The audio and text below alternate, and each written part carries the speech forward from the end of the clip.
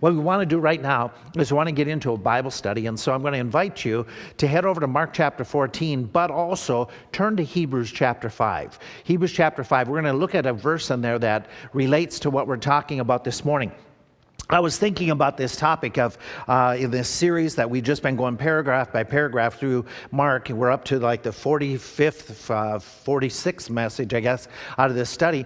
And it was, I was thinking this week about an event that happened years ago here in our church building. It happened with one of my boys, and that was the oldest one, Pastor Tony. There was a time when he was about 3-4 years old that when we were in the old section of the church auditorium, the old auditorium, I should say, that our current nurseries, if you're familiar with the layout of our building, the Crawlers Nursery at that time was called a conference room. That was where they did the counting. That's where it was used sometimes for a classroom. But during the morning service, it was going to be the conference room where the men would collect and put the monies and things like that. Well, Pastor Tony and a friend of his who are, like I said, that 3-4 years age, while I was preaching in the auditorium, and they were in junior church, they somehow, some way, they escaped from the room without being noticed, and finally when the teacher realized that they weren't there, went looking for them. About that same time that the teacher was going through the hallways looking for them, the deacons came out of the auditorium, and they were carrying the monies that they were headed for to lock away so they could count later on. And they headed towards that conference room, that classroom, our current Crawlers Nursery. When they opened the door, they found the boys. There the boys were coloring all over the walls with their crayons and having a grand old time. This week I was walking around the foyer and the hallways, and I opened Pastor Tony's door, and there he was again. There he's writing, but this time in writing, all over the wall in his office. He did something very clever that I thought was just absolutely a fantastic idea. That what he was doing is just putting up a series of different quotes and sayings that he would use in his own life to challenge himself, to keep himself thinking a certain way.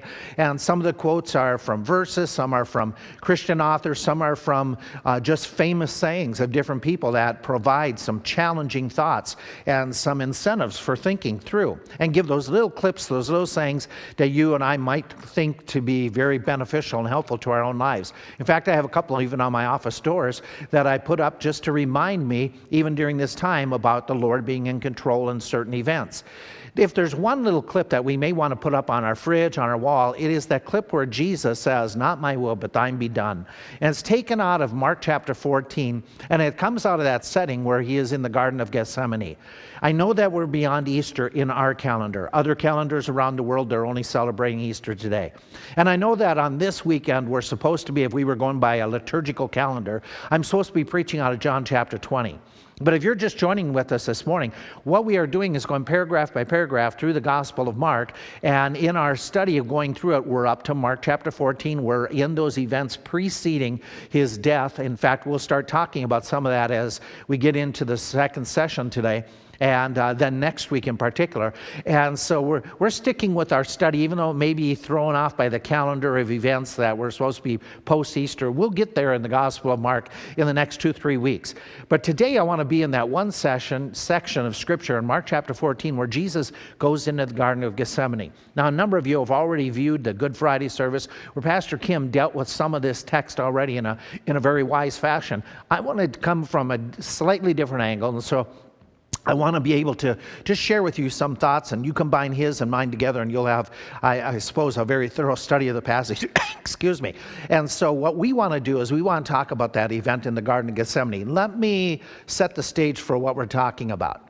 Okay, in this section that we're going to call today for our study, the Gleanings from Gethsemane, it was a major, major event in the life of Jesus Christ. We are talking about the last few hours of his life, and this event in the Garden of Gethsemane is one of those events, and there's not many of them, but one of those events where it's recorded in all 4 Gospels. It's mentioned as well in the Hebrews chapter 5. In Hebrews chapter 5. So you have your Bibles, and we're going to flip over to Hebrews 5, then we're going to come back to Mark chapter 14. But in Hebrews 5, he talks about that very same situation where he is expressing some ideas referencing Jesus Christ and his ministry, going back to what happened in Gethsemane. I quote here in the Hebrews chapter 5. We jump down to verse 7. Who in the days of his flesh, that's during Jesus' incarnation, when he offered up prayers and supplications with strong crying and tears unto him that was able to save him from death. We know clearly that that event is when Jesus Christ was in the Garden of Gethsemane, where he gave out those, says in the King James Strong, literally those loud cryings, and that he was with a loud crying and the tears. The previous verses in this Hebrews passage are very important to get the context. In the previous verses and just at the end of chapter 4, it's talking about Jesus Christ in heaven right now, saying, seeing then that we have a great high priest, I'm in Hebrews 4:14, that is passed into the heavens, Jesus the Son of God, let us hold fast our profession, for we have not a high priest which cannot be touched with the feeling of our infirmities. He can be, is the idea. That he is an individual who understands your pains, your situations.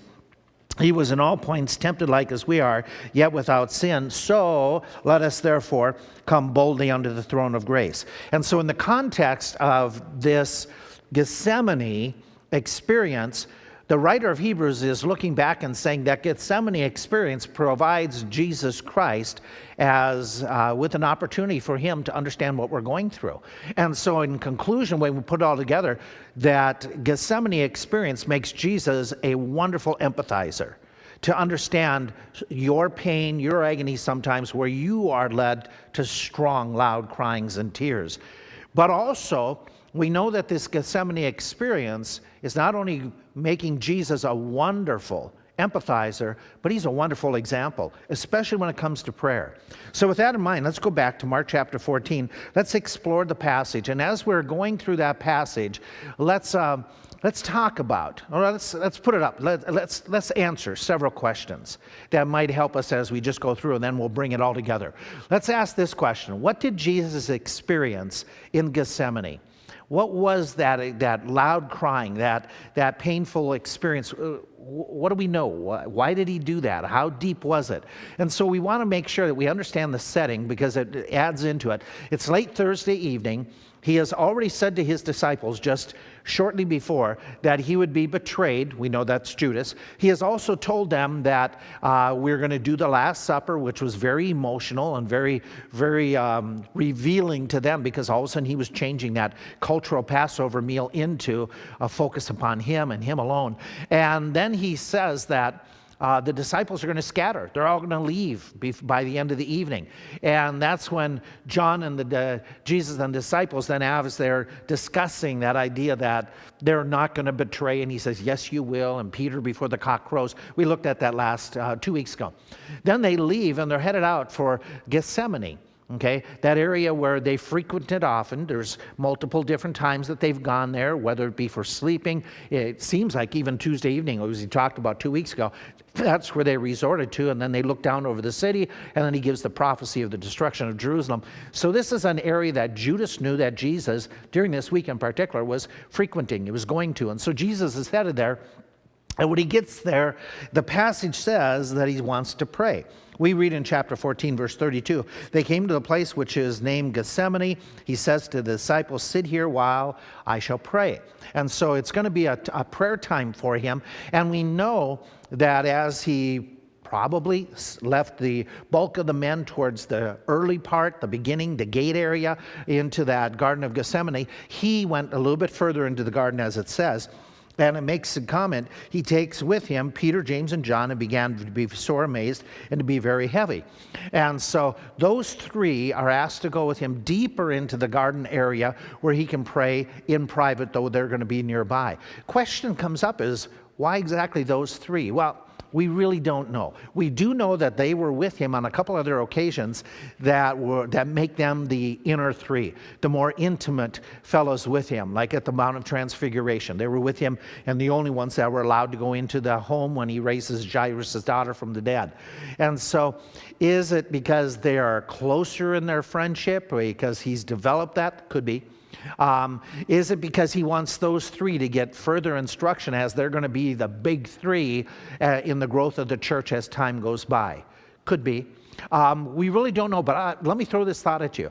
These are the three that of the 12 have been recorded in the Gospel of Mark anyway, that they have been the most adamant at times and the most vocal, more than the others, about their determination to follow Christ. We all know about Peter's declaration that just moments before they get to Gethsemane, Peter's the one that speaks out and he says, I will die for you, I will never deny you. And Jesus said, you're going to deny me 3 times. And the others agreed, but Peter was the one who started it. Peter's the one who was the most vocal at that moment about his dedication, his loyalty. James and John had done the same thing. If you remember back in Mark chapter 10, where their mother comes and their mother with them asks, can we have the seats next to the throne? And Jesus makes a comment to him, you have no idea of the baptism you're going to be baptized with, what it takes to be sitting at the throne, the suffering, the persecution. And they respond to him, if you look back in that text, they respond, we are ready, we can handle whatever comes our way so that we can have those 2 important seats. So we know those 3 disciples, more than any of the others, have been recorded as being very vocal in their dedication. And so maybe that's why they were the ones that were taken closer. But what happens is Jesus goes further, and we read in verse 34, my soul, this is Christ now, my soul is exceedingly sorrowful unto death. Tarry ye here and watch. And we read the next few verses. He went forward a little, fell on the ground, prayed that, if it were possible, the hour might pass from him. And then he makes the prayer, Abba, Father, all things are possible with you. Take away this cup from me. Nevertheless, not what I will, but what you will. And he comes, finds the others that are asleep. He goes back in verse 39 and prays a second time. He went away, he prayed, and spake the same words. And then he comes back. And we read from the other Gospels that there was basically a 3-fold time that this happens.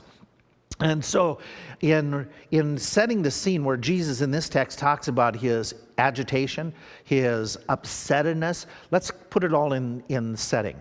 Jesus has in the last couple days, few days, or maybe even a week or 2 before, he has made it clear that he is already feeling some great agitation. We read in Luke chapter 12 that as he is moving towards Jerusalem, as they are en route, this could be right about the time when they heals the lepers, coming through Jericho, and in that last pilgrimage, he makes the comment, I have a baptism to be baptized with, and how I am, King James says, straitened. Literally, I am in great distress. I am just absolutely being torn in 2 internally. And he says that's going to happen until it all be accomplished. Then on Palm Sunday, when they have the parade, and at the end of the parade, he's there by the temple, and he makes this comment to why he's talking to some people, the hour has come, my soul is troubled. It is agitated. It is distressed. And we read in Mark chapter 14, here all of a sudden he makes the same type of comment. In Mark 14, Mark records that he began to be sore amazed and to be very heavy. In verse 33, it makes those comments. Let's explain those words, okay? Because the be sore amazed, we don't think amazed the way that it meant in this text. The idea of to be sore amazed was to be distressed, deeply troubled, to be alarmed. Epaphroditus is with Paul in the book of Philippians. You read about it. He has come from Philippi. He has gotten seriously, deathly sick. He has recovered, but he hears that the people back home, could be family, mom, dad, brothers, sisters, back in the city of Philippi, they are unsure if he's alive, if he's dead, if he survived. And it says that Epaphroditus is amazed. The idea is he is alarmed, he is distressed about what they're thinking has happened to him. And so the word has this idea of some great agitation. We read in Mark's writing, very heavy, literally to be burdened with grief, to be overcome by grief, to have this huge inner pain. Some of you have experienced that. You have lost a loved one. You have experienced that agony, that pain that comes. You rejoice there with the Lord, but there is a grieving that takes place. Well, Jesus is experiencing some of that. And he makes the comment, my soul is exceeding sorrowful unto death. He goes a little bit further and he fell. In the original language, it has this idea. He fell repeatedly. He got up, he collapsed. He got up, he collapsed. As he prayed repeatedly, he fell repeatedly. And so he is in physical distress, he is in emotional distress, he's in great pain. And I already mentioned, Hebrews 5, was strong crying, very loud. So he's expressing these deep, deep emotions.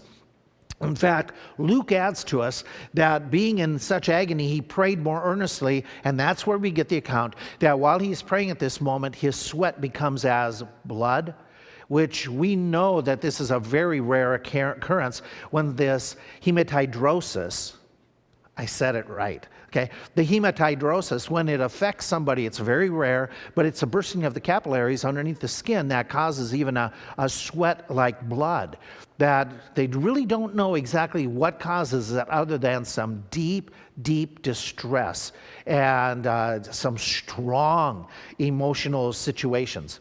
And so we understand that Jesus is in such agony, and it's a very traumatic time for Christ. I want to oppose that we take a moment to discuss why. There's lots of different views of what Jesus was doing here and why the distress. Some would say that he's traumatized, he's afraid of, he's in agony because he knows the torture he's going to be undergoing. He knows that he's going to be on the cross, and that physical situation causes him such angst that he is all of a sudden in such distress, and he's saying, in essence, he'll be praying, I don't want to go to the cross. I don't want to go to the cross. I question that. I struggle with that, to be quite frankly, that Jesus is terrified about experiencing pain and even going through this process of death. The reason I do that is, if this is why Jesus is in such agony, then he's going against some of his own teachings about how to handle physical persecutions and physical attacks. Jesus has taught already to his disciples, "Blessed are you when men shall revile you and persecute you. Rejoice and be exceeding glad. For great is your reward in heaven, for so they persecuted the prophets." He has taught them, even this evening, "In the world you shall have tribulation, be of good cheer." He has taught when he sent them out the first time. And in that text, he's talking about you're going to go out, and while you're going out preaching, they're going to hail you to the synagogues. They're going to accuse you. "Fear not them which kill the body." And then that's where he makes the comment, God knows the hairs of your head. He takes care of the birds. And he goes and makes the statement, don't fear those who can hurt the body, but be concerned about what happens to your soul. "Fear not, therefore, you are more valuable than the sparrows." So if Jesus is in agony and in distress because he doesn't want to face some physical situation where he's going to have pain, well then that goes contrary to what he told his disciples and how they should act. In fact, he even had some of his later disciples write, like Peter, and if you suffer for righteousness' sake, happy are you, literally you should be happy, and be not afraid of the terror that they're going to bring against you, neither be troubled. He writes in 1 Peter 4, "Dear friends, do not be surprised at the fiery ordeal that has come on you to test you, as though something strange were happening to you, but rejoice inasmuch as you participate in the sufferings of Christ, so that you may be overjoyed with his glory when it's revealed." Even that statement that Paul wrote, "Thou therefore endure hardness," literally means share in the sufferings. Share in the sufferings as a good soldier of Jesus Christ. And so it strikes me odd that Jesus is in such agony over the physical pain that he's going to be experiencing, and he's fearful of the persecution and the shame that comes with the cross. In fact, and maybe I'm way off on a limb, but it sure would strike me if that's the case, Jesus has become a very poor example compared to some of his followers. Some of his own followers that we know of through history, through the book of Acts, when they faced persecution, Paul says, "We are troubled on every side, yet we're not in distress. We are perplexed, but we don't despair." We read in the book of Acts that when they were beaten, they departed from the presence of the council, rejoicing that they were counted worthy for the shame of his name. We go through Hebrews 10. "For you had compassion on those who were in prison, and you joyfully accepted the plundering of your property." We have in story after story throughout history of individuals who have gone through great physical persecution and distress, and yet they held up under it. And they were remaining steadfast and unmovable, always abounding in the work of the Lord. So we go back again and say, okay, exactly what was so traumatic for Jesus Christ? Why did it happen? I understand he's agonizing over the betrayal of Judas. I understand fully that the denial by the disciples and Peter and then the desertion of the 11, that's going to be painful. That's going to be emotional. And we would fully understand the rejection by Israel, that he came to save his people, and yet they want nothing to do with him. We fully understand all those things. But there's something much, much more in what Jesus is experiencing, and it plays into what he prays. Jesus is experiencing something far more traumatic than any of us would experience, or could experience, or ever will experience. Let me see if I can explain it a different way. Jesus is, and I think this is where this whole prayer comes in, he is talking about the spiritual punishment that he is going to be facing. Yes, it was going to be a problem. His disciples were leaving. But he even said in a couple days earlier, he said, the hour comes when you will all be scattered. You will leave me alone, and yet I am not alone because the Father is with me. And so even hours before, when he told them they would desert, he is still experiencing a confidence and able to handle the desertion of the friends because his Father is with him at that moment. And so what's happening in the Garden of Gethsemane is I don't think he's referring to, okay, what's really agonizing is my friends are leaving. Yes, it is, but it's really agonizing that I'm going to be experiencing personal pain. Yes, it is, and that would be traumatic for any. But what he is going to experience, what he is talking about, is so much more. Because he who knew no sin, what does the scripture says? He became sin for us. What Jesus is referring to in this passage about remove the cup, what he is talking about in this passage that is causing such agony and such distress is the fact that he is, for the first time in his existence, he is all of a sudden going to feel the shame, the results of sin. He's never experienced that. And all of a sudden, he knows that this is what's happening. That he who has redeemed us became the curse of the law, being made sin for us. That picture that we use sometimes in the kids' programs, that Jesus all of a sudden takes upon himself the penalty of our sins. And that right-hand idea is the wrath of God coming against the sinner for their sin. But Jesus becomes the shield on the cross. Jesus takes all of that agony, that shame, that punishment, that damnation, that hell, separation from God. He experiences it so that he protects us from that.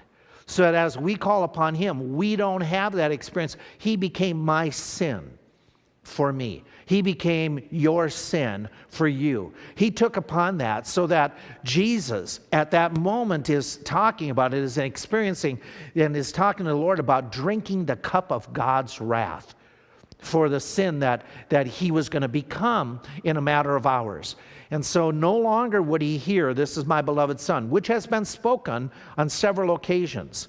But rather what's going to happen, he is going to experience what Isaiah had predicted, that it was the will of the Lord to crush him, to punish him, to devastate him, and put him to grief because of our sin. He's going to experience what Zechariah, and he quoted this passage earlier, remember? When he says, "Smite the shepherd and all shall scatter." That idea is God shall smite is that strong term, that he's going to pour out his wrath, that he is going to beat down, that he is going to show his anger towards the shepherd. And so Jesus, in experiencing our sin, taking it upon himself, he cries out, and we all know this story, that he says, my God," first time, only time, that he is indicating that he and the Father are no longer close in fellowship. He uses less intimate terms than Abba or Father, but he cries out, my God, why have you forsaken me?" And he is experiencing that spiritual agony and pain and punishment for our sins. And so that prospect, Jesus, knowing that that is going to be ahead of him in the matter of hours, is causing him such torment, such grief, that he gets up and he collapses again, that he sweats blood, that Jesus is in grief because I'm going to be separated from you. Now, you and I have had some mild experiences that are similar. We've been in a store. A child gets separated from their parent, or they might be in a foyer, and that youngster runs up, grabs your leg as if you're the parent. And you've seen this sometimes. You look down, that child looks up, and that child realizes, you're not my father. You're not my mother. And that child has that horror on their face that look like, oh no, where are they? And begin to look like where Jesus is experiencing multiple more than that, experiencing that horror of a child that he is now separated from his parent. And that momentary shock that a little kid has, Jesus is going to have that extended for hours in his experience. And so that's what he's experiencing. Question 2 that we have to ask is, what did he do? What did he do in Gethsemane? Well, he prayed. We understand that he prayed. Now, some of you are going to ask this question, wisely so. Why does Jesus need to pray if he's part of the Godhead? Well, there's times that it's clear that he prayed because he loved the fellowship with the Father, with the others in the Trinity.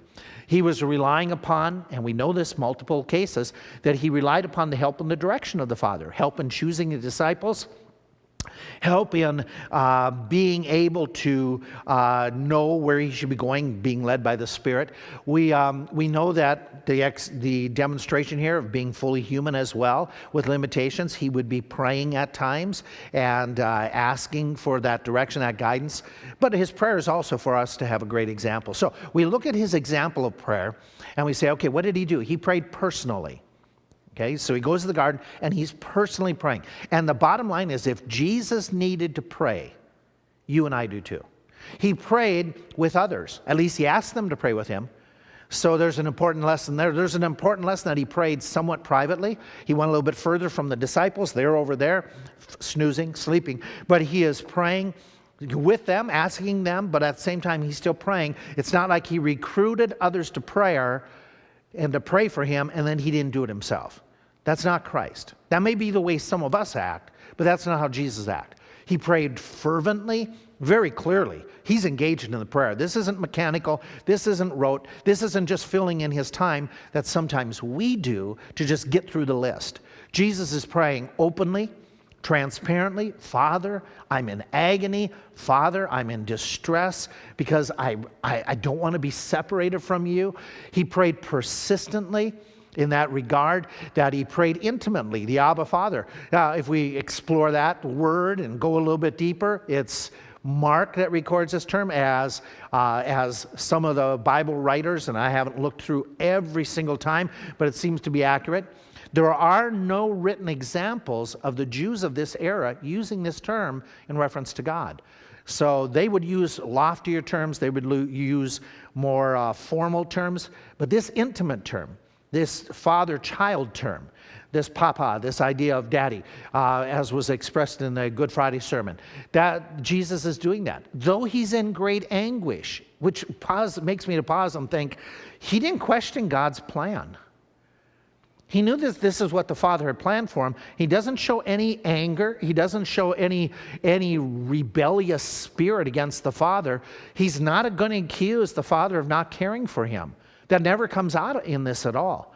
He doesn't do anything but express full confidence in the Father knowing what is best and doing what is best with him, for him. And so Jesus is praying, and as he prays, this is the most stunning, the most exemplary example that we have through this whole story, that he prays very submissively.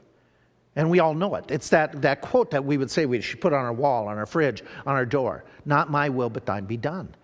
And so as Jesus is praying, we get a clear contrast in this story. Mark is writing it because he isn't writing it just to give us tidbits, but he's contrasting the prayer of the disciples. And we had read already in Mark chapter 14 and alluded to it, that in verse 35, he went forward a little and fell on the ground and prayed if it were possible the hour might pass.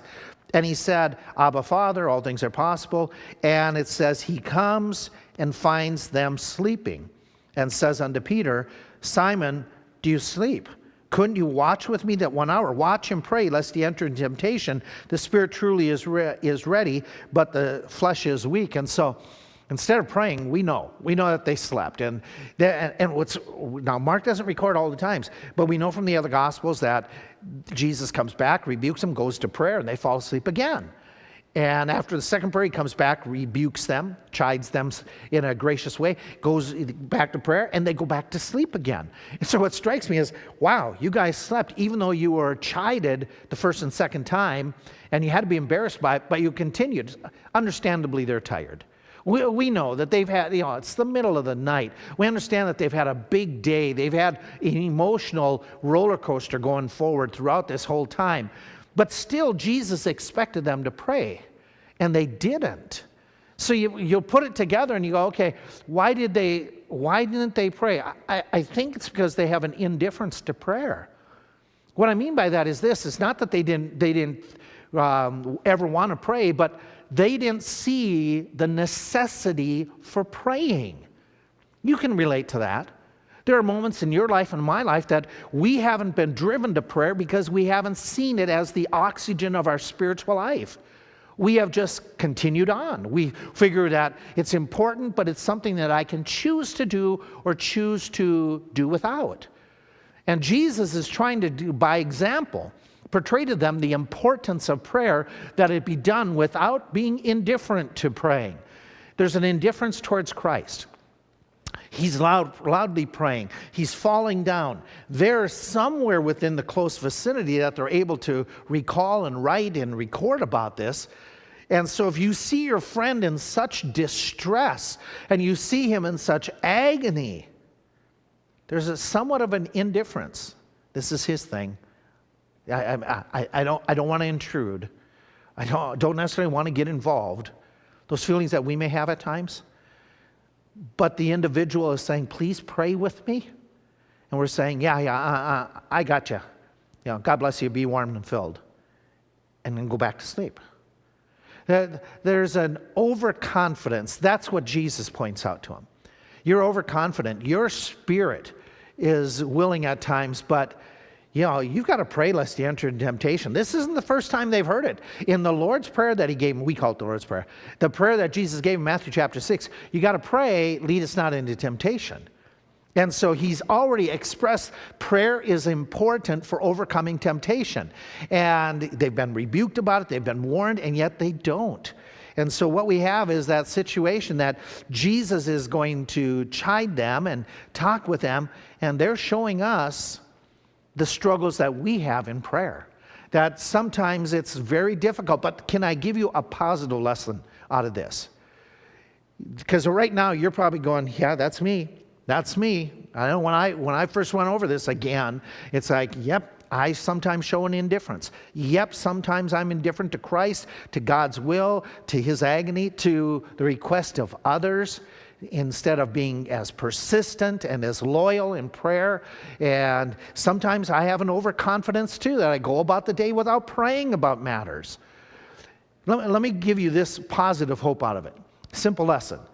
Even if we failed to be vigilant in prayer in the past, we can change. We ought to change. We ought to improve in our prayer life. The disciples did. Here they're rebuked, they're told that they haven't been faithful, and yet when we read about them in the days ahead, when all of a sudden in the weeks ahead, in their stories ahead, especially in the book of Acts, we read about how devoted and dedicated they came to be when it came to prayer. Personally, not just as a group, but they personally got involved on a regular basis, and it became a major part of their daily ritual, their weekly worship, that they were involved with praying, not just throwing out a, God bless our day prayer. They were dedicated to that aspect and encouraged it and wrote about it. They grew, and so can you. You can grow in your prayer life if you stop and think about the importance of it. If you stop and think about the need that others have for you to pray, it is so vital. It is so important. What exactly did Jesus ask for? Let's explore this. Some have said, and I've alluded to it, some have said, well, Jesus is saying, I don't want to suffer. I don't want to die after all. Lord, please. In fact, there are portrayals of this. You'll see in movies, you'll see in stage settings, that they'll portray that this is a battlefield between Jesus and Satan, whether he should reconsider his mission. Some suggest that his humanity has risen to the top in the Garden of Gethsemane, and now there's this conflict between his human nature and his divine nature. And Jesus is basically asking if there is any other way for redemption to be purchased, please do another plan. Find another plan. Okay, remove this plan from me. Remove this purpose for which I came. And if you can come up with, at this last moment, some other way of going about it, but nevertheless what you will. I struggle with that. Because I read in Scripture that it was God's plan from the foundation of the earth, that redeemed with the precious blood of Christ as the Lamb without blemish or spot, who was verily foreordained before the foundation of the world, was made manifest in the last days. Jesus Christ knew and stated this, how redemption was only through him. When he's walking in the road to Emmaus, beginning at the Moses and all the prophets, he expounded unto them all the scriptures concerning himself, that he had to suffer. He had to suffer. This is God's purpose. In fact, Jesus repeatedly shows he has dedicated this purpose. He tells the disciples about, I'm going to go. I'm going to go to Jerusalem. I'm going to die. They're going to kill me. And Peter says, oh no, you can't do it. Jesus says, with his determination, get thee behind me, Satan. We know that just within the parameters of the previous 24 hours, Jesus said to the crowd, the hour has come, the Son of Man should be glorified. Verily, verily, I say unto you, except a corn of wheat fall to the ground and die, it abides alone. But if it die, it brings forth much fruit. He is referring to himself as he says, now is my soul troubled, and what shall I say? Father, save me from this hour? He says, this is for this reason I came.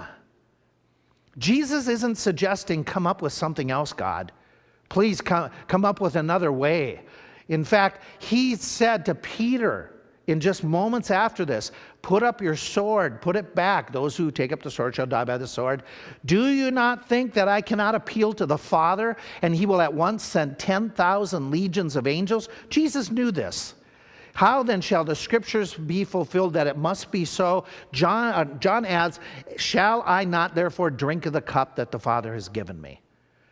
And so it's to question Jesus' determination, I think, is a faulty way of looking at this text. In fact, what was he asking for? In order to answer that, flip back to the Hebrews 5, and I want you to see something very important in the Hebrews 5 text. In the Hebrews 5, chapter 5, verse 7, referring to this Garden of Gethsemane, there is a statement that gives us the idea of what he prayed for. In fact, notice it first of all. It says that he was heard in that he feared. In other words, God answered positively what Jesus was praying about. We see at the end of verse 7. So for those who say, well, he was saying, God, please, I don't want to die. He didn't pray that. The Father answered his prayer. I was reading in a book this week that one author said, the reason that we have Gethsemane is an example how we should respond when God says no to us. And the author went on to say, God said no to Jesus. That flies in the face of what this verse says. It flies in the face of what Jesus said. Father, when he was at the tomb of Lazarus, you hear me always. And here he said, God answered his prayer. So question is, what did he pray? Whatever he prayed, it was a prayer that God answered. So it couldn't be, please come up with another plan. What he prayed was literally, save me from death. Ek thanatu in the original language. Save me out of death. What's he asking? Remove this cup from me isn't to take it away totally, but it is basically saying, please, Father, once I have suffered, restore me resurrect me. The idea is, after I have drunk the cup of your judgment, remove that judgment from me. When I have paid the sufficient price for all man's sins, then please restore me so that you and I can have fellowship. Even that, I would use human terms, even that period of time, those hours when he was separated from the Father because of our sins, where he cries, my God, why have you forsaken me? That to him was so traumatic to experience an iota of time that he is saying, please don't let it last. Don't let me stay in the grave. Don't let me stay separated from you. Continue the plan, please, that after I have died, that you accept my sacrifice, you restore me to life, resurrect me, and we are restored in fellowship. And God answered that prayer. He was heard in that he was saved out of the death that he had experienced. So Jesus concluded the prayer. Now, think this through, okay? He is praying, he says, this is what I ask you, resurrect me, restore me as quickly as possible. Nevertheless, not what I, but what you will. Amazing. Ready and willing to suffer for our agony all the time, all along, even in the Garden of Gethsemane. Willing to be separated. He was willing to suffer the penalty, the shame, the cup of God's wrath, for as long as the Father willed it. Amazing. Amazing that he was that dedicated, though he was that traumatized by the experience. That he was that overwhelmed by being separated from the Father. But Father, I want to be restored ASAP. But nevertheless, thy will be done. Amazing prayer that he is praying. So what happens? Afterwards, the angel comes according to Luke chapter 22. Afterwards, he has a peace that passes the understanding. He has a strength that we'll see in the next few minutes in our second session, that all of a sudden he portrays that strength to all who are present. He is eventually restored. He is resurrected as he had prayed to be. That is, he's saved out of, or King James from, out of the death experience. The separation from the Father. So what lessons do I glean? Can we wrap these up in the next couple minutes? Okay.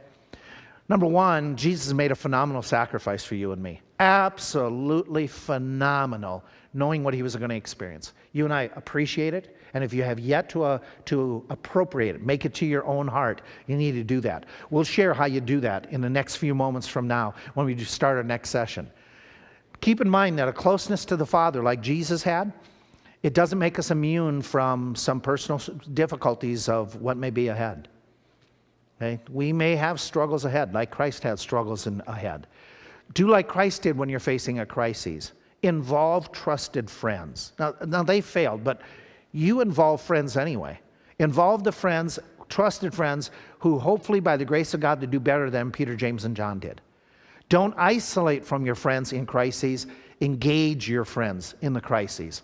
Do like Christ did when facing a crisis. Don't panic and rely on your own powers, and which he had.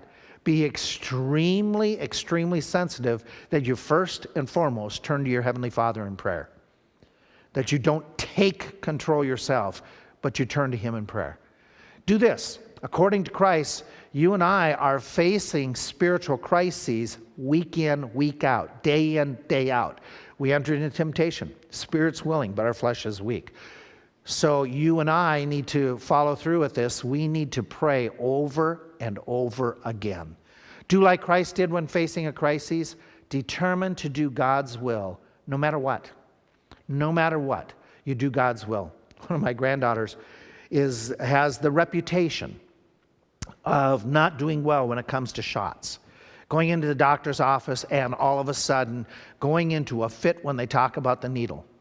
Well, she is now approaching kindergarten age. They had to finish out the series of the different inoculations that her parents wanted her to have, and the school that they are going to requires before they get into the school. And so here a couple weeks ago, they had to take her to the doctor's office, and my daughter prepared her. If you want to go to school, oh, I want to go to school. I want to go to school. Then you're going to have to get this one more shot. Okay, I'll do the shot, and I won't become a wreck. I'm going to take the shot because I want to go to kindergarten. So they get to the doctor's office. The girl's getting quieter and quieter and quieter.